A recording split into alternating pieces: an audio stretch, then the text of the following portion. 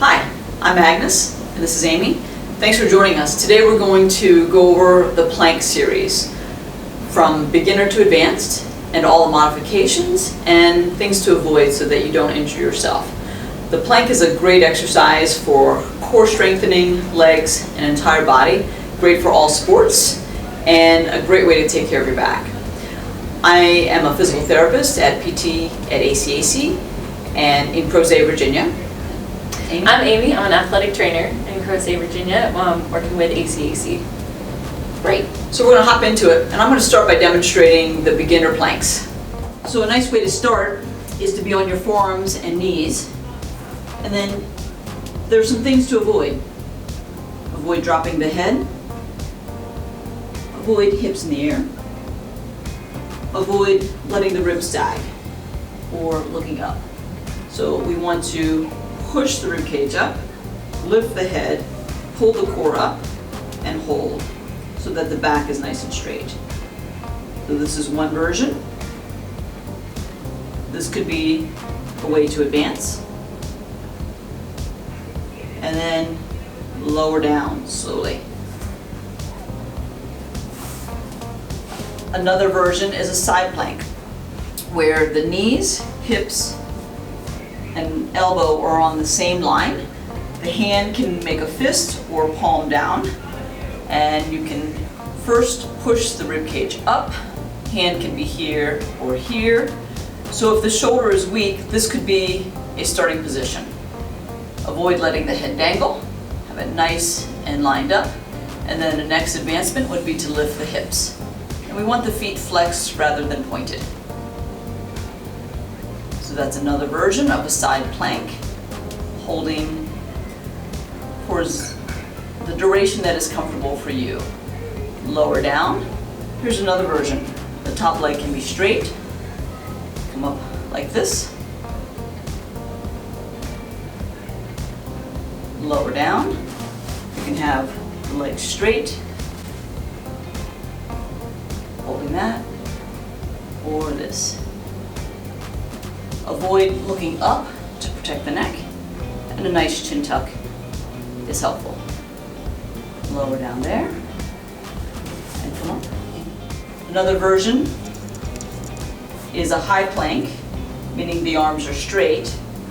Again, avoiding letting the head drop. I'm lifting through the back of my head, pulling the core muscles in. The back is nice and straight. Another thing to avoid is hunching your shoulders up to your ears. So you want to really engage the shoulder blade muscles and hold that. Okay. And another one is the wall plank. Shoulders down, pushing the rib cage out. The hands are engaged, nice and tall. So that's a nice place to start to integrate the shoulder muscles. And then we can take a chair plank. This would be a high chair plank. And another tip is to avoid holding your breath. And then you can transition. If that's too difficult, you can actually have one foot in here to help with the plank. And then a progression would be to come down to a forearm plank. So lots of varieties. And holding that. Good. The amount of time to hold a plank is the amount of time that you can hold it without holding your breath, with keeping perfect technique. So it's going to be a variant with each individual, and your therapist can guide you along with other precautions in holding the planks, and also how to progress to the next version that is appropriate for you. So always consult your physical therapist. So if you have wrist issues, pain, or just a discomfort in the wrist, another variation to assist you in your plank when you're starting out is to have a block or book at home. And there's a lot of variations of the hand position with the block. It can be here. You can have your hands over the edge. Some people will go out, okay? Some people will even hold the yoga blocks like so.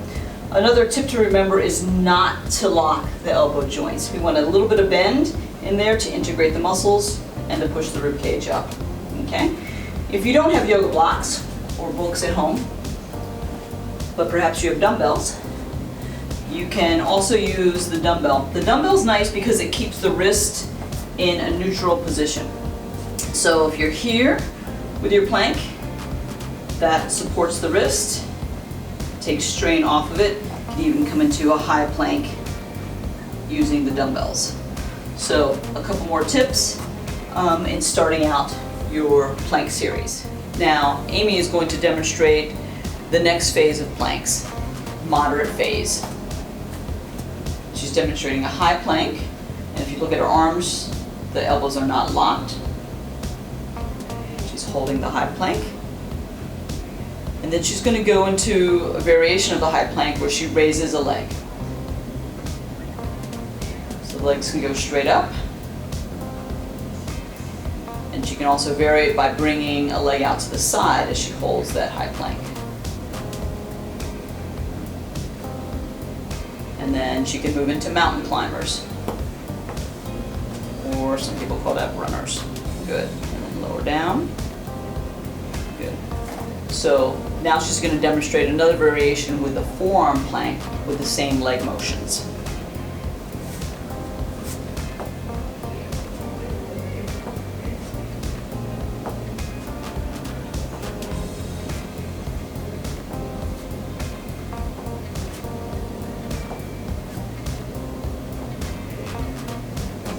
Good.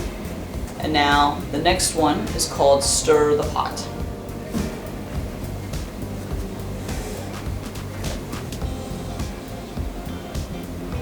Holding the body still, moving the arms.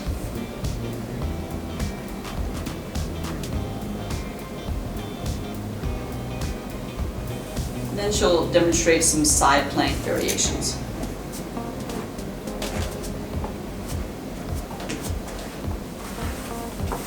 So this is a forearm side plank.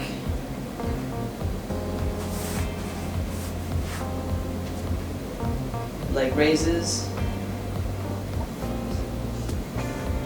And then she'll demonstrate the clams.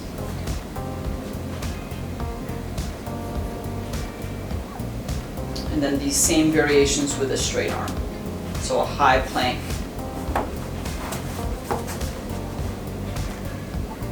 So leg raise.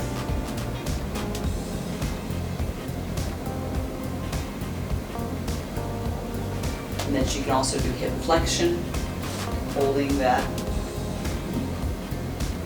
Good. And slowly lowering down.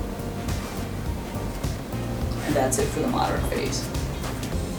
Okay. Amy's now going to demonstrate a high plank with rows using a dumbbell.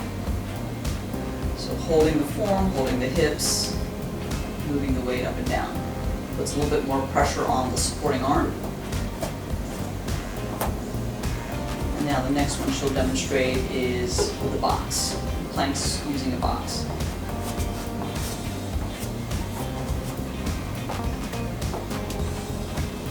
Keeping the stability in the deep shoulder muscles and core as you move. So more of a dynamic plank, holding form. Good. This is a high plank with arm raises. Again, the body stays as still as possible as you raise the arm. And it's not important how high the arm is raised, just that you keep the body still. And now the next one will be buzz saws. Now Amy's going to demonstrate some planks using some sliders on her feet and all the variations.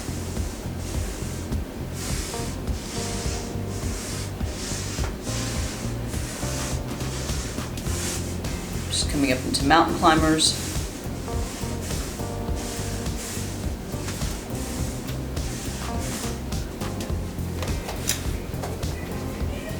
These are the walking planks.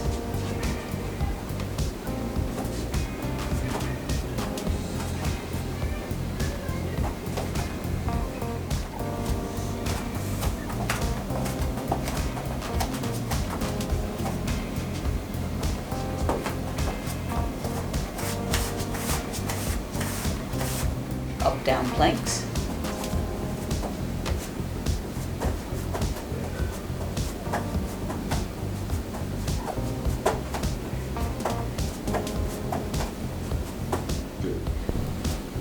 this is a high plank. You can call this wax on, wax off, or sweeps. Working on scapular stability and core simultaneously. And this is a side plank with clams. Typically going to fatigue.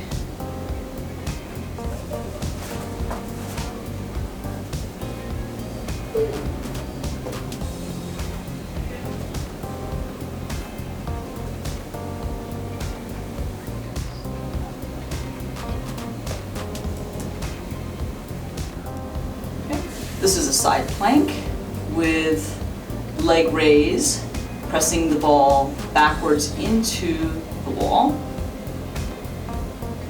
usually going to fatigue. So the reverse plank, this is the fourth and final plank, is with your chest up. So you can take a high plank. It's very important to roll the shoulder blades down and back to integrate the shoulder and scapular muscles so we don't have the shoulders hiked up to your ears. We have them down and lower. And I push the heels downward into the mat as I do it to lift up the body. Fingertips are facing forward, so you protect the shoulders. Inhale up and look up. Very important not to let the head drop. So you're working neck muscles, chest, arm. And then to come out, slowly lower down. Another version would be on the forearms. So integrate your shoulders, flex the feet to gain power in the legs, and lift up.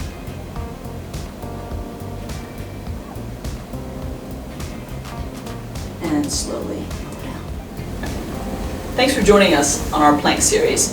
This has been a progression of exercises. One wouldn't do all of these exercises at the same time. And a good way to start is by taking a short hold time, 10 to 15 seconds, ensuring that you don't harm any areas of your body, and then moving upward.